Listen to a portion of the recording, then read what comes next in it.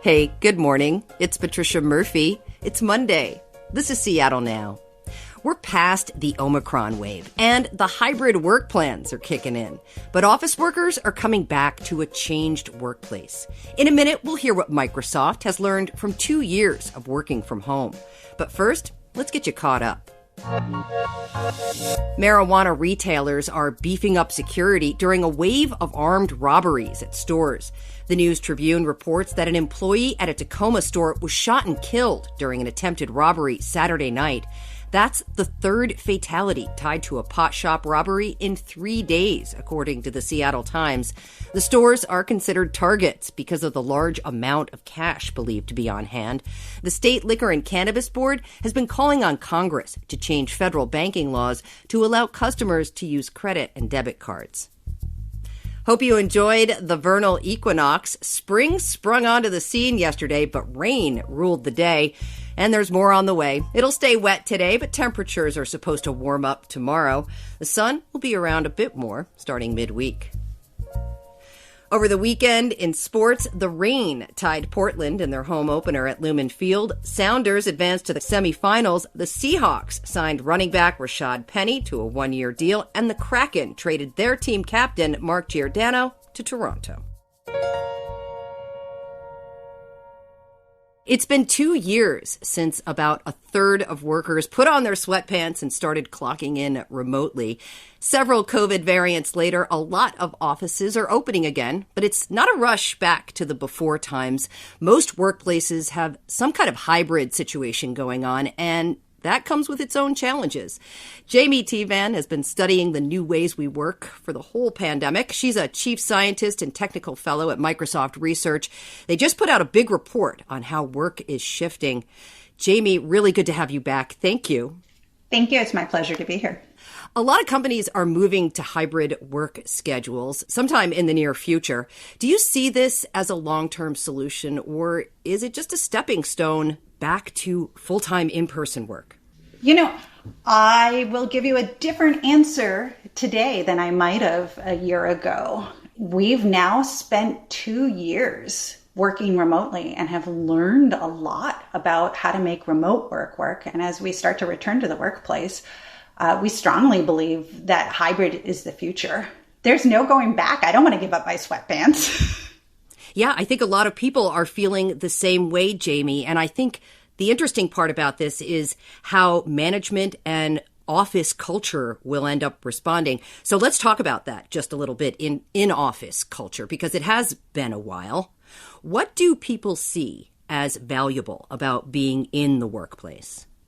Oh, you know, there's a ton of reasons that people like to go into the office, and the reasons are just as varied as people. One of the things that's really stood out in the data as we've been looking at emerging work practices is just how different people are and how we're all experiencing remote work differently, and we're certainly going to experience hybrid work differently as well.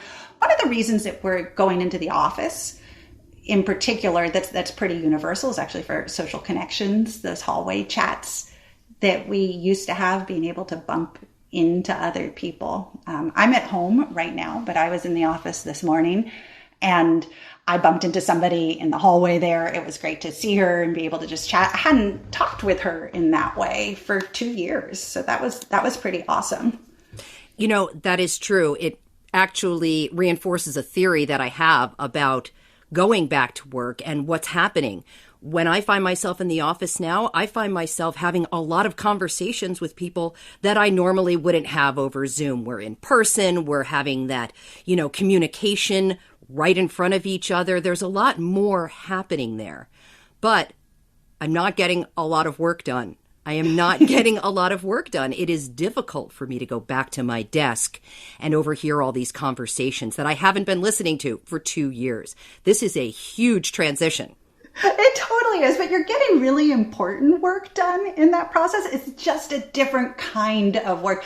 And I totally hear you on that, because when I was chatting with Sheila in the hallway, I had a meeting that was starting right then because I hadn't thought about leaving time for those kinds of conversations. And the whole time we were talking, I was feeling super stressed about that and literally ran to my office to be able to join that meeting.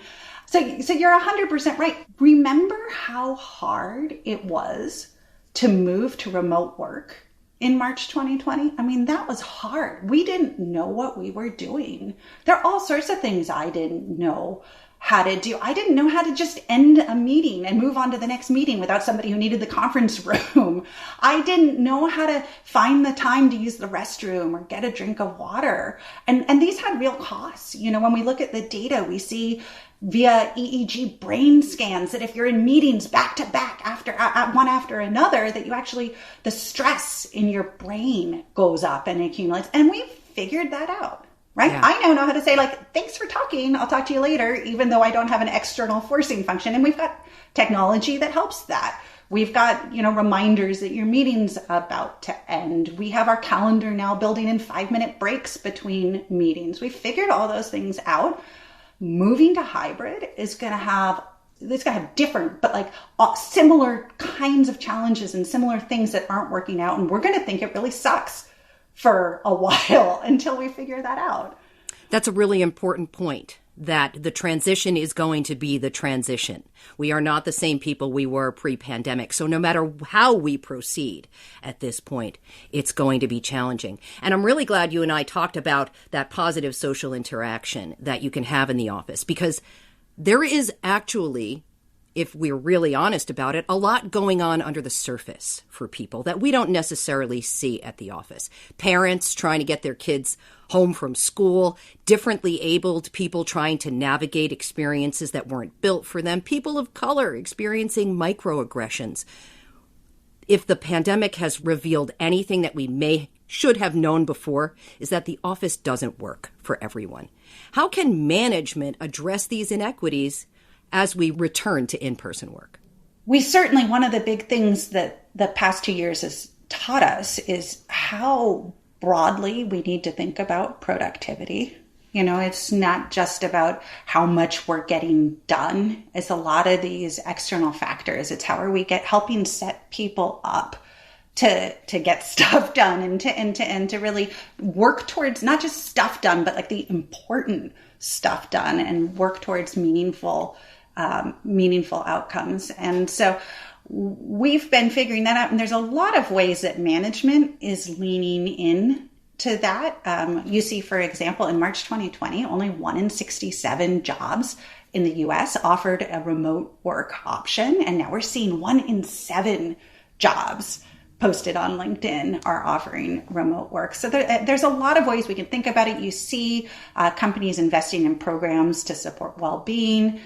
The big thing I would probably note is, as much as we've thought of this as a job for management, and managers honestly have felt the squeeze these past 2 years. They've been bearing a lot of the brunt of the work of helping people shift. It's important that it's not a management solution. It's all of our solution. And it's really, we have to co-create this future of work and figure that out. I think it's really important that you mentioned that the idea of productivity has changed, right? How we get there has changed, which is a really important conversation, because productivity is the bottom line for a lot of companies. You have to get the job done. And as we talked about earlier, there are a lot of logistical challenges to having a more complicated work schedule, remote and in person. What do you see, though, as the biggest challenges for workplace moving to this hybrid model? And what advice would you have for managers trying to navigate this new situation? Yeah, one of the biggest challenges that we see is going to be around equity as people adopt a broad variety of work practices, particularly because we're seeing that, for example, women or people of color or members of the younger generations are preferring to work remotely. I think as we start moving into the workplace, we're going to need to get really intentional about hybrid meetings and making sure that we're including everybody, you know, that the remote participants have as much of a floor as the people who are in the room. And that's going to involve policy changes, social practices. It's going to involve technology investments. I think we're also really going to want to figure out how to take the best of remote meetings and bring that into the in-person meetings that we have. So for example, one of the things that has been really great for helping different voices get heard is in meeting chat, and that ability to maybe have an opinion or say something without having to entirely take the floor. And so we need to start figuring out how we're going to take in-meeting chat and make that a part of our in-person meetings. Yeah. This conversation would not be complete, Jaime, if we didn't talk about the group of people who never went home during the pandemic. Not everyone had that job that could be worked remotely. About 43% of people were working remotely, but a third had to go in to the office or work in person at some point. Can anything we've learned about remote and hybrid work also carry over to someone who has not made this transition, who has had to be in person this whole time? Absolutely. And in fact, when we look at the data, so we study information workers, but we've also studied the other 80% of the world that are not information workers. And they have very similar concerns around obviously pay and benefits, but also work-life balance and flexibility. We certainly see concerns as well in figuring out the future. So 58% of frontline workers, for example, believe that work stress is either going to stay the same or get worse for them in the coming year. So we're really going to have to think about how to make this coming period work for them as well as for information workers. One of the things that I find really interesting is the sort of digital transformation that companies have undergone in the past 2 years with the move to remote work. It hasn't just impacted information workers. It's really brought to light how much more work is information work than we thought. So like I meet with my doctor remotely now. I take my workout classes remotely. And, you know, when you look at the different sectors at Teams usage compared to March 2020 to now, we see a 560% increase in healthcare in whether that's being done remotely, a 550% increase in financial services. And so it really is, this digital transformation is affecting all of us and has the opportunity to benefit all of us. Fascinating, Jaime. Really appreciate this. Jaime Teevan is a chief scientist and technical fellow at Microsoft Research.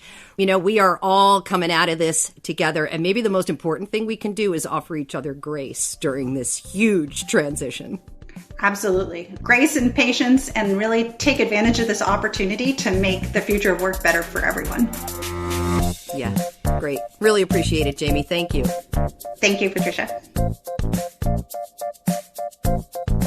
Thanks for listening to Seattle Now. Clare McGrane produced today's show. Matt Jorgensen does our theme music. I'm Patricia Murphy. See you tomorrow.